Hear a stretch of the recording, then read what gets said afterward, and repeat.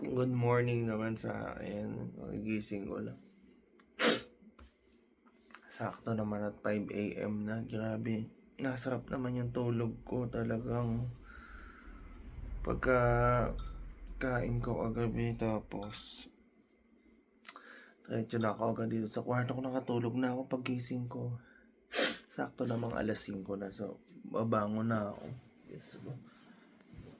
Dahil pang umaga pa rin tayo sa work. Diba? So, good morning to me.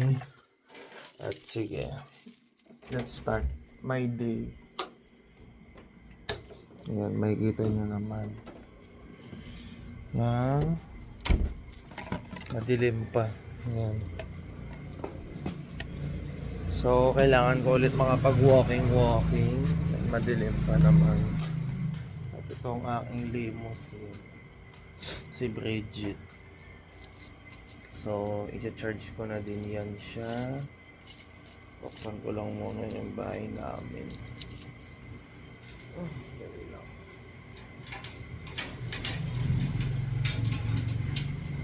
Ayan. So, kailangan ko munang i-charge si Bridget.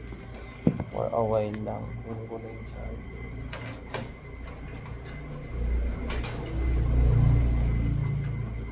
Nakikita nyo medyo madilim po. Pasensya na. Baka ilaw.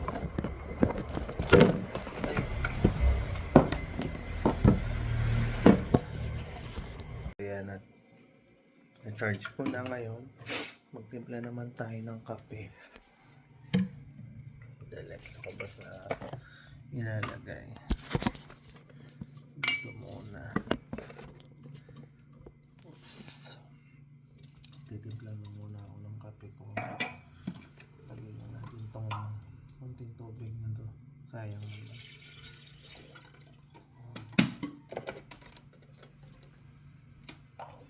Sa araw-araw, iniinom lang ako ng isang stick ng kape para ano ko siya, bukod sa panggising ko sa sarili ko, ang appetite suppressant ko din kasi siya. Kasi tanghali na ako kumakain na. Mga yung pinaka first meal ko tanghali na. Tapos sa work na yun. So, ayan.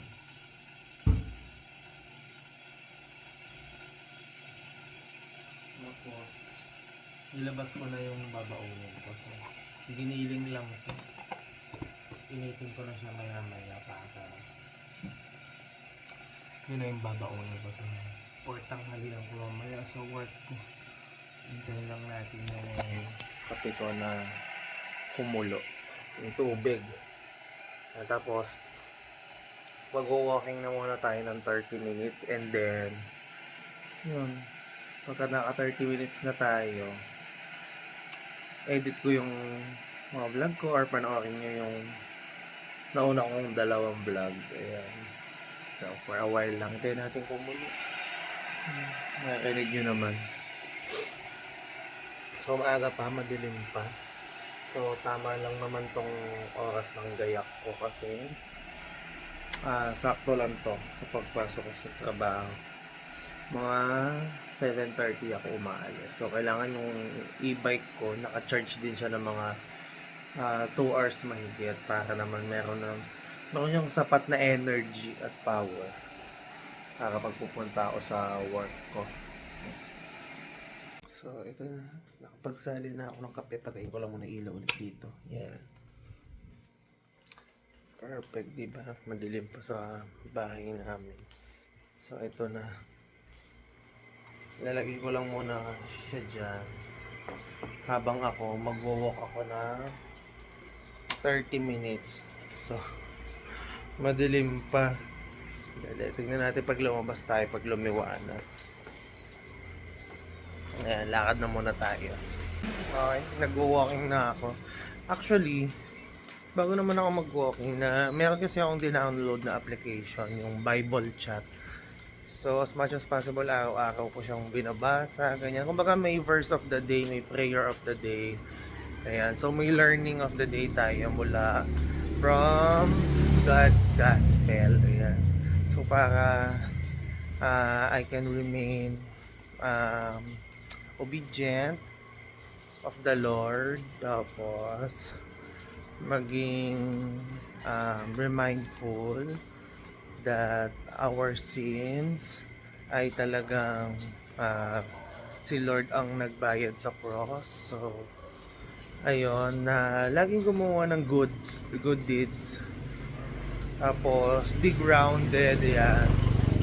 Although hindi naman tayo tao, ang mga ginawa ni Lord God ay imperfect naman. So ayun, so as much as possible, as people, ay yung magbasa ng um, Lord of God, Word of God pala, Lord of God tuloy, diba? So ayun, para stay grounded tayo, stay humble, stay doing good, yung ma-remind tayo ng mga bawal gawin, mga samang gawain, yan siya. Tapos nagwo-walk na ako, sineset ko na yung timer ko ng walking ng 30 minutes. So yan, so dito lang ulit ako sa garahe namin. Yan, medyo lumiliwanag na, di ba kanina madilim. So ang bilis lang magliwanag dito sa amin. Tsaka mabilis pa naman ngayon yung alas 5. Mabilis pa, pero pag yan tumungtong na ng bare months, yan kahit 6 AM na 6:30 madilim pa din. Kasi tatandaan ko yun nung turo sa amin nung teacher namin nung high school. Kapag mga month of January to June, kumbaga yung first 6 months, malapit ang Earth sa Sun. Specifically, mga ganong buwan. So, kapag umaga ng mga 5 AM, maliwanag na. Pero kapag ito na nag-half, yung mga pa July to, pa bare months na, pa December na, malayo naman ang Earth sa Sun. Kaya, medyo matagal reach out sa atin ang araw, ang liwanag. Diba? So, yan, may mga napulot naman tayong kaalaman, opo, nung nag-aaral tayo naman ng high school naman, oo. Diba? Ngayon medyo kabawi-bawi naman tayo ng tulog. Masarap naman ang tulog natin. Napaka naging uninterrupted o pang sleep ko. Dahil mula parang ako pa ako natulog 8 lang ata mahigit or magna 9. Tapos pag-gising ko, ayan, 5 AM na. Tagal din natulog ko. So ito, tatapusin ko lang yung walking ko. Good morning sa ating at good morning to me. Lord, bigyan mo ako ng fruitful day. Ayan. Maging maganda at maayos ang ilang natitirang araw ng June for me. Di ba? Maraming salamat sa blessing, Lord. So ito, kailangan motivated tayo sa buhay na ituloy ko ang mga pag-daily vlogs ko sa about myself. Ayan. So thank you, Lord. So mamaya, kailangan makapasok tayo sa work ng walang traffic, kaya pagka coffee natin yon, diretso na tayo sa lahat. So prepare ko yung uniform ko and all yun, dahil malapit naman ang sahod. Ay, awa na lang, pero thank you Lord, konting tiyaga pa, konting patience pa, konting pasensya pa. So yan, may mga dumadaan na ng mga tricycle and all kasi may pasok diba? Ayan na sila, marami na yan mamaya, maingay na mamaya, may mga motor, diba? So dito na lang muna ang ating mini talk. Ayan, tapusin ko lang ang walking, tapos ituloy natin ang daily vlogs to. Diba? Ay, Diyos ko. Siyempre natapos na ako magkape. Awa na lang. So, ngayon naman ang disruption.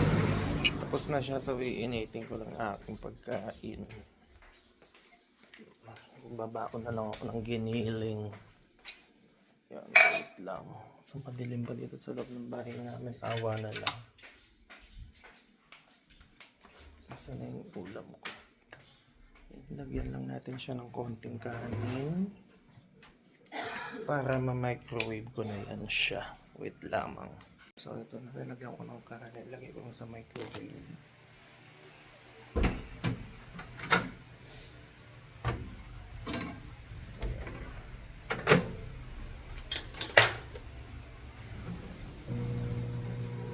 Yan.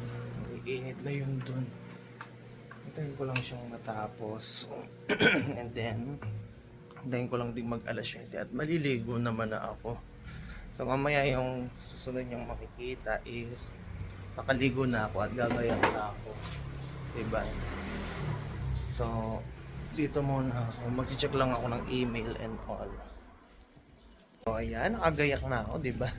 Very quick from nag-walking lang kanina hanggang. So ito nang iibay ko, diba? Kinukwento ko nga sa inyo sa last vlog ko na nasira yung taillight. Grabe, ayun siya.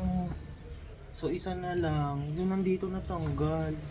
At actually ayun siya. Tinali ko na lang muna. Ayan nga. Actually hindi nga siya umiilaw nga, kaya delikado to sa gabi. Dapat mapaayos ko siya. Pero as of now, yan muna ang lagay ng aking e-bike. So yan ang ginagawa kong service. Pagpapasok ako sa work. Actually yung gulong nga palitin na. Yung isang gulong na yan. Tapos syempre, tri-bike kaya. Yung dalawang gulong sa likod, sobrang nipis na nila. Tapos ilang beses ko nang napabulkanize, napa-tire sealant, ganyan. Tapos yung T-bar, ito yun. Sira yan. Kumbaga, kapag naupo ka sa akin, sinakyan mo sa kanya, nakapalingi siya. Hindi naman todong palingi, pero baka delikado din kasi kailangan mapaayos ko din siya. So, ayan ang kalagayan ng aking e-bike. Siya ang nag-installa akong service pagpapasok na ako sa trabaho ko. Katulad ngayon, papasok na ako. Na-charge ko naman na yan siya, natanggal ko naman na sa charge. Naka 2 hours, mahigit naman siya na charge. So, ang problema ko naman, itong mga nabibili ko na reflectorized sticker, kulay pula yan ngayon po, namuti na. So, kapag na sobrang tagal pa lang, tapos nababasa din sila ng ulan, so, ayun, nagfi-fade. Kaya, hahanap ako ng magandang, reflectorized sticker. Kasi nga, yung preno ko hindi gumagana, so wala akong ilaw sa gabi, baka mamaya alam mo yung mga bunggo ako sa likod ng mga four wheels sa sasakyan. So ayan, kahit kakarag-karag siya, malaking tulong siya sa akin kasi ang laki ng natitipid ko sa pamasahe ko papunta sa trabaho ko. Parang mga around 70 pesos per day ang natitipid ko, diba? Magkano din yun sa sahod ko. Ayan, papasok na ako. At mamaya pag kita nyo sa susunod na clip, ay nakauwi na ulit ako galing ng work. So ayan, laban na natin. So, God bless to me, Lord God. Bless me to my work. And bless my family. Ihanda ko lang yung aking baon. Tapos, 2 stick ng kape. So, later na lang ulit. Yan, nakauwi na ako ng bahay. At fresh from the bath nga, naligo tayo. Dahil meron naman kaming lakad ngayon ng kapatid ko tsaka ng mga pamangkin ko. So, tignan nyo na lang ang mga susunod na video. Gumayak na ako, ayan. Naka-t-shirt lang tayo. Dahil may pupunta naman tayong lugar. So, this vlog, medyo haba na naman ng bagya, pero laban na yan siya. Tingnan natin kung saan tayo dadalhin, ha. Keep watching lang.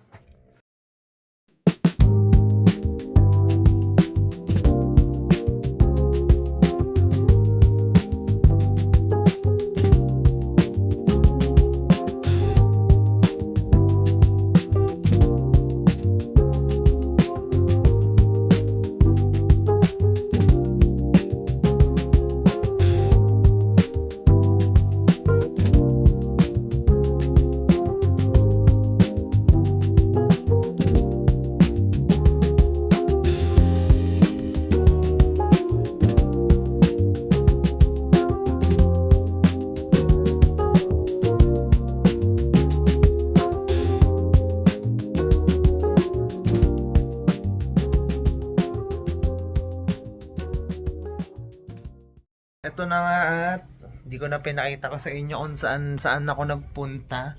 Tumalon na ang araw, opo. At ang nakita nyo na lang view ay kalsada na talagang parang nag-road trip ako.